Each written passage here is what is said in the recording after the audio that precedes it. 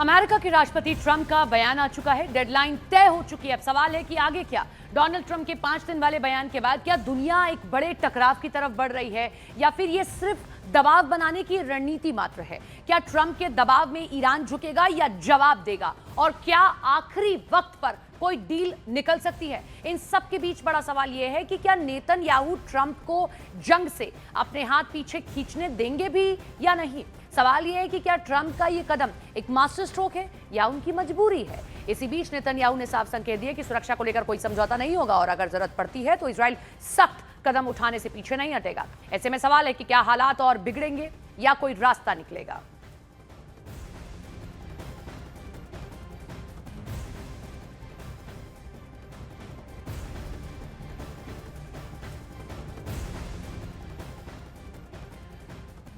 Trump के ऐलान से लगा कि सीजफायर का फॉर्मूला निकल चुका है, लेकिन कुछ ही घंटे में ईरान ने इस दावे की हवा निकाल दी है और ट्रंप ने कहा कि ईरान से अच्छी बातचीत चल रही है, लेकिन ईरान साफ साफ बोल गया कि कोई बातचीत हुई ही नहीं है। इस पोस्ट में ट्रंप ने कहा कि जल्दी डील हो सकती है, लेकिन ईरान बोला कि ये फेक न्यूज है। अपने फॉर्मूले में ट्रंप ने कहा कि ईरान के तमाम एनर्जी सेंटर पर हमले रोक दिए गए, लेकिन ईरान ने इसे साइकोलॉजिकल गेम बताया। ट्रंप ने सबसे बड़ा ऐलान किया और अगले 5 दिन के लिए हमले टाल रहे हैं, जबकि ईरान को यह सिर्फ एक नैरेटिव बनाने की कोशिश लगी है। ईरान के साथ जंग के बीच कल शाम ट्रंप ने दुनिया को चौंकाने वाला ऐलान किया। उन्होंने दावा किया कि पूरे 5 दिन तक ईरान पर हमले रोके जाएंगे। और तो और ये दावा भी किया जाता है कि बातचीत में बड़ी सहमति बन चुकी है, लेकिन बाद में ईरान ने सहमति वाले दावे से इनकार कर दिया। तो क्या डोनाल्ड ट्रंप ने ईरान के खिलाफ मिशन इम्पॉसिबल छेड़ दिया है?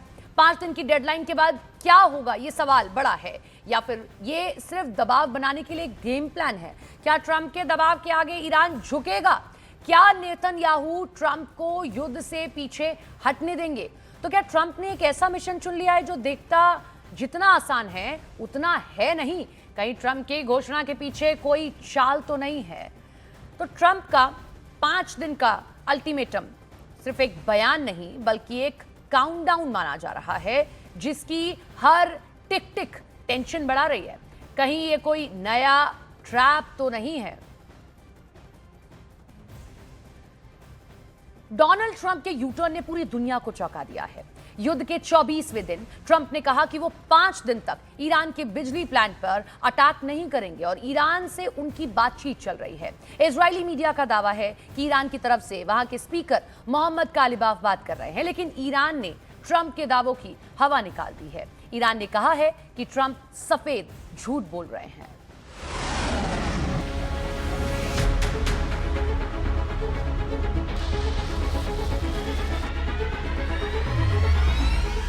डोनाल्ड ट्रंप को जैसे ही पता चला कि ऐसे ही लड़ा जाएगा हॉर्मूज का युद्ध, तो सवाल उठा कि क्या ईरान ऐसे ही बचाएगा अपनी जमीन और क्या समंदर में ही खोद डालेगा दुश्मन की कब्र, या फिर अमेरिका के 5000 कमांडो तोड़ डालेंगे ईरान का हॉर्मूज का चक्रव्यूह। अमेरिका ने जैसे ही देखा ईरान का युद्ध ट्रेलर, डोनाल्ड ट्रंप ने किया बहुत बड़ा ऐलान। ट्रंप ने कहा है कि उन्होंने ईरान के बिजली प्लांट पर 5 दिन के लिए हमले टाल दिए हैं। ट्रंप ने कहा है कि ईरान और अमेरिका के बीच सकारात्मक बातचीत हुई है। पूरे पश्चिम एशिया में तनाव पूरी तरह खत्म करने के लिए गंभीर बातचीत हो रही है। So the discussions took place yesterday. They went into yesterday evening. They want very much to make a deal. We'd like to make a deal too. We're going to get together today by probably phone because it's very hard to find a country. It's very hard for them to get out, I guess. But we'll at some point very, very soon meet. We're doing a 5-day period. We'll see how that goes. And if it goes well, we're going to end up with settling this. Otherwise, we'll just keep bombing our little hearts out.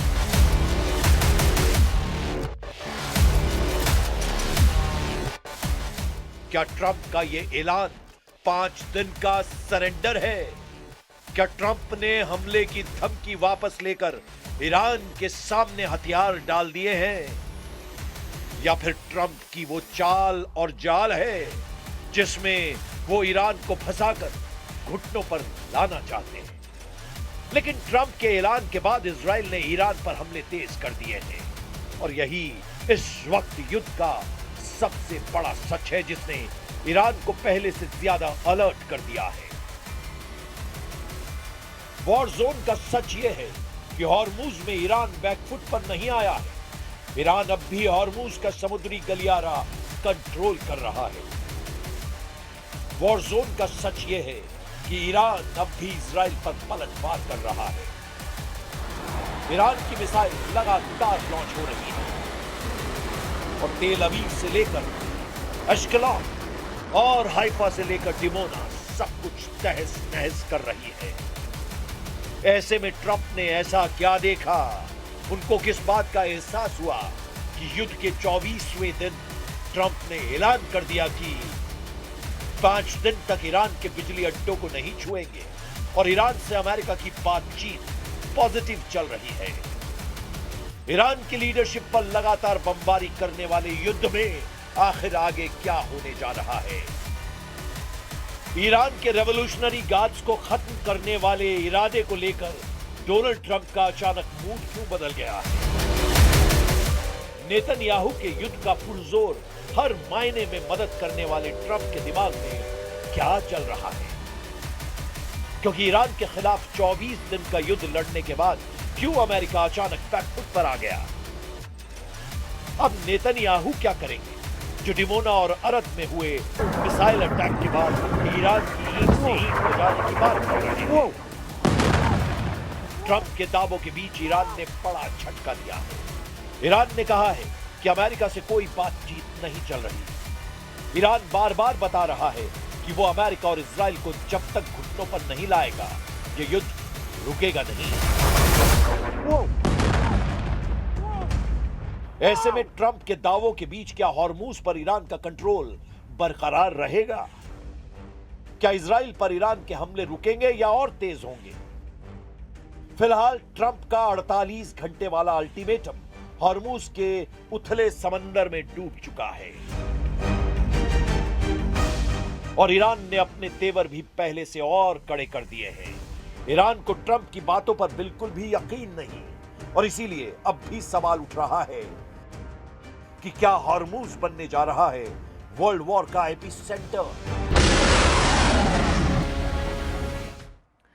Donald Trump ने Hormuz strait और तेल की कीमतों को लेकर बड़ा बयान दिया। ट्रंप ने कहा कि जल्द ही हॉर्मुज खुल सकता है और इसका कंट्रोल साझा तौर पर तय हो सकता है। उन्होंने यह भी इशारा किया है कि ईरान में बड़े बदलाव की स्थिति बन सकती है। साथ ही ट्रंप ने दावा किया कि अगर डील हो जाती है तो तेल की कीमतें तेजी से नीचे आ सकती हैं। तो Trump Thank you. What about the Strait of Hormuz? Who's going to be in control of That'll that? be opened very soon if this works. How soon? And who's in Maybe- control of it? Will maybe- Iran still be able to control the flow of oil? Be jointly controlled. By who? Maybe me. Maybe me. You want the United States to be in Me control? and the Ayatollah, whoever the Ayatollah is, whoever the next Ayatollah. Look, and there'll also be a form of a very serious form of a regime change. Now, in all fairness, everybody's been killed from the regime. They're really starting off. There's automatically a regime change. But we're dealing with some people that I find to be very reasonable, very solid. The people within know who they are. They're very respected. And maybe one of them will be exactly what we're looking for. Look at Venezuela, how well that's working out. We are doing so well in Venezuela with oil and with the relationship between the president-elect and us. And maybe we find somebody like that in Iran. युद्ध रोकने के लिए Iran ने America के सामने 6 बड़ी शर्तें रख दी हैं। ईरान ने साफ साफ शब्दों में कह दिया कि अगर तबाही को रोकना है तो अमेरिका पूरी तरह युद्ध को खत्म करे। अब कोई प्रतीकात्मक युद्ध विराम नहीं होगा। ईरान ने अमेरिका के सामने 6 शर्तें रखी हैं। पहली शर्त, कोई अस्थायी या प्रतीकात्मक युद्ध विराम नहीं, बल्कि युद्ध दोबारा न होने की पक्की गारंटी चाहिए। दूसरी शर्त है पूरे पश्चिम एशिया से अमेरिकी सैन्य ठिकानों को हटाया जाए। तीसरी शर्त, युद्ध के दौरान हुए नुकसान की भरपाई यानी मुआवजा दिया जाए। चौथी शर्त ईरान ने रखी है, सिर्फ एक नहीं बल्कि पूरे क्षेत्र में चल रहे सभी युद्धों का अंत कर दिया जाए। पांचवी शर्त है, हॉर्मुज जल डमरू मध्य पर नई व्यवस्था हो और उस पर ईरान का नियंत्रण सुनिश्चित किया जाए। और छठी और आखिरी शर्त है कि ईरान के खिलाफ चलाए गए शत्रुपूर्ण मीडिया अभियानों में शामिल लोगों पर कार्रवाई हो, मुकदमा चले और उनका प्रत्यर्पण किया जाए। जंग लगातार तेज होती जा रही है और इसका असर पूरे मिडिल ईस्ट पर साफ दिखाई दे रहा है। इराक में पीएमएफ हेडक्वार्टर पर हमला हुआ जिसमें करीब 6 लोगों की मौत हो गई। तेल अवीव के आसमान में मिसाइलों को मार गिराने का मंजर दिखा है। लेबनान में गैस स्टेशन को निशाना बनाया गया और इसके बाद बड़ा धमाका हुआ। इराक में इरबिल में भी ईरानी सेना ने हमला किया है।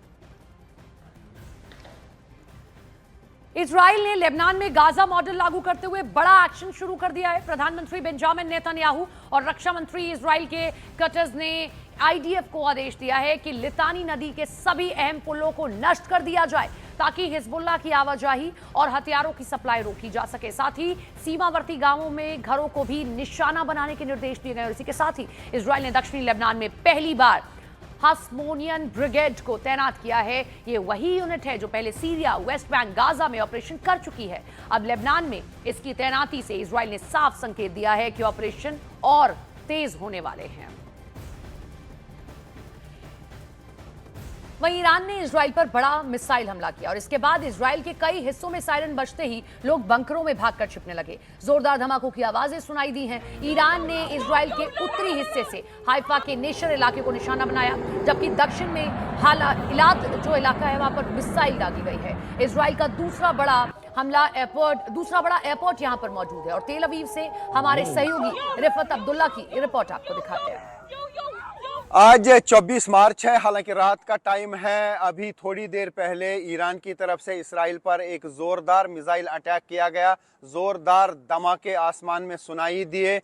ये टेल अवीव है और यहाँ पे भी सायरन बजी और उसके बाद लोग बंकरों में चले गए। आप देख सकते हैं हर तरफ से यहाँ पे सन्नाटा छाया हुआ है। हालांकि डोनाल्ड ट्रंप की तरफ से 5 दिन के लिए एनर्जी सेक्टर के लिए सीज फायर का ऐलान किया गया है। यानी डोनाल्ड ट्रंप ने कहा है कि वो ईरान में एनर्जी सेक्टर को 5 दिन के लिए टारगेट नहीं करेंगे। शायद यूएस को लग रहा था कि ईरान की तरफ से भी अटैक्स का सिलसिला बंद किया जाएगा और कोई बातचीत आगे बढ़ेगी, लेकिन ईरान ने साफ कर दिया है कि वो बातचीत के मूड में नहीं है और ना ही डोनाल्ड ट्रंप के साथ उन्होंने कोई बात की है। तो ऐसे में ये कहा जा सकता है कि ऊंट पहाड़ के नीचे आ गया है। यानी इसराइल और यूएस अब इस जंग से बाहर निकलना चाहते हैं। ख़ास तौर से यूएस की तरफ से कोशिश की जा रही है किसी बातचीत के लिए शुरुआत हो और उन्हें जंग से बाहर निकलने का मौका मिले, लेकिन ऐसा लगता है कि ईरान शायद उन्हें अब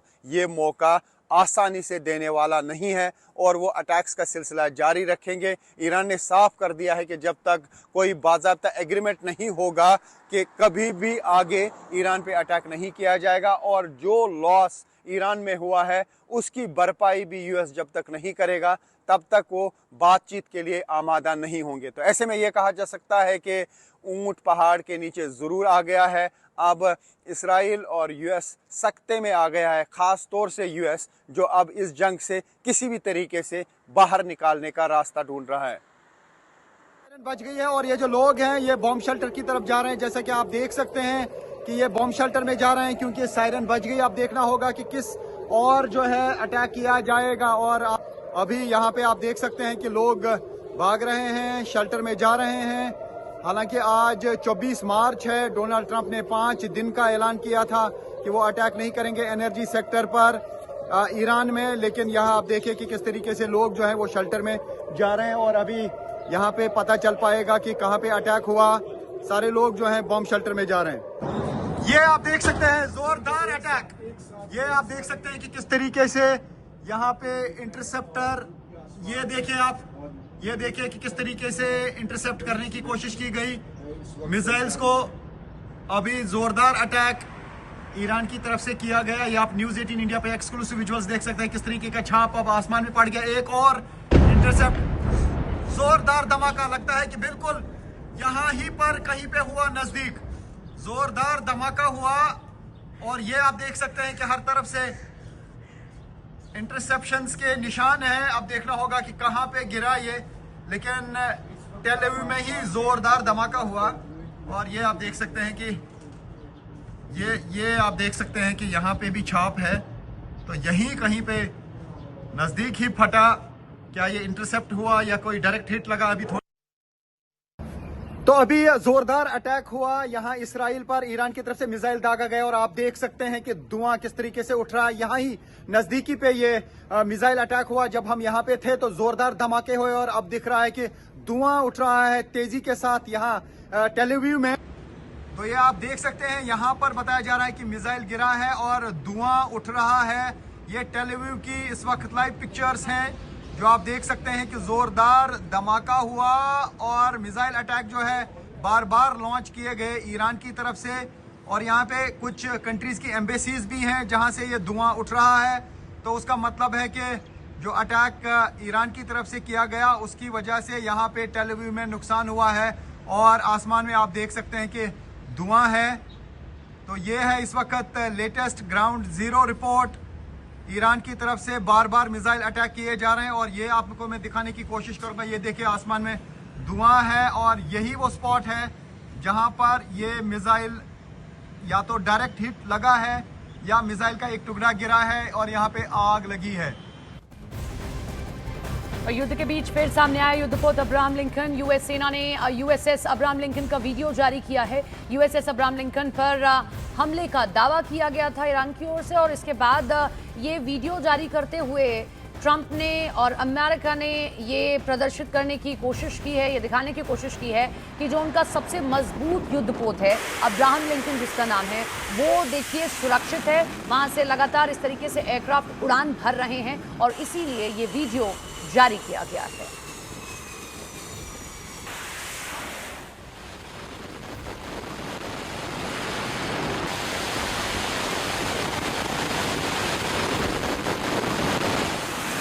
महायुद्ध का ये 25वां दिन है, लेकिन एक तरफ जहां यूएस आर्मी ने ये वीडियो जारी किया तो ईरान ने कहा था कि इस तरीके का निशाना साधा गया कि जो उनका सबसे स्ट्रॉन्ग युद्धपोत है वो पूरी तरीके से, देखिए यहाँ दोस्तों, लेकिन वो पूरी तरीके से सुरक्षित है। अब्राहम लिंकन इस तरीके का युद्धपोत है जहाँ से बड़े बड़े जो एयरक्राफ्ट्स हैं वो उड़ान भर सकते हैं, ज़्यादा क्षमता के जो एयरक्राफ्ट्स हैं वो उड़ान भर सकते हैं और इसीलिए ये अमेरिका ने युद्धपोत की वीडियो जारी की।